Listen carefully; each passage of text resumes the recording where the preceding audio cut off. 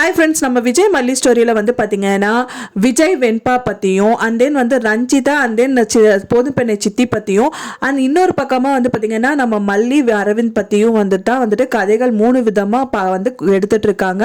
ஒரு விதத்தில் பார்த்தீங்கன்னா மல்லி அரவிந்த் அவங்க கல்யாணம் வந்து பேசிட்டு இருக்காங்க. அப்போ தான் வந்துட்டு மல்லிக்கு வந்து அரவிந்த் பிடிச்சிருக்கு அப்படிங்கிறதுனால அவங்க வந்துட்டு ஓகே பண்ணதுனால அரவிந்த் வந்து மல்லியை தனியாக பேசுறதுக்காக கூப்பிடுறாரு. இன்னொரு பக்கமாக வந்துட்டு வெண்பா வந்து அப்பா அம்மா எதுக்காக என்னை விட்டுட்டு போனாங்க தெரியல, அவங்ககிட்ட பேசணும், கால் பண்ணுங்கப்பா அப்படிங்கிற மாதிரி சொல்கிறாங்க.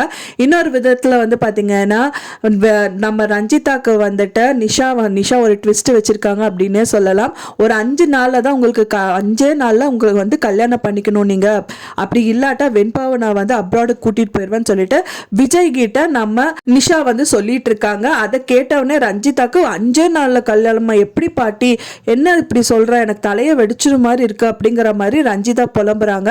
ஸோ எப்படி தான் வந்து கதைகள் கொண்டு போயிட்டு இருப்பாங்க அப்படின்னு தான் தெரியல. ஒரு பக்கம் விஜயோட கல்யாணம், இன்னொரு பக்கம் மல்லி கல்யாணம், அண்ட் தென் வந்து அந்த குழந்தையோட நிலைமை என்னன்னு தெரியல. இந்த மாதிரி எல்லாம் நிறைய விஷயங்கள் தான் வந்து நடக்க போகுது.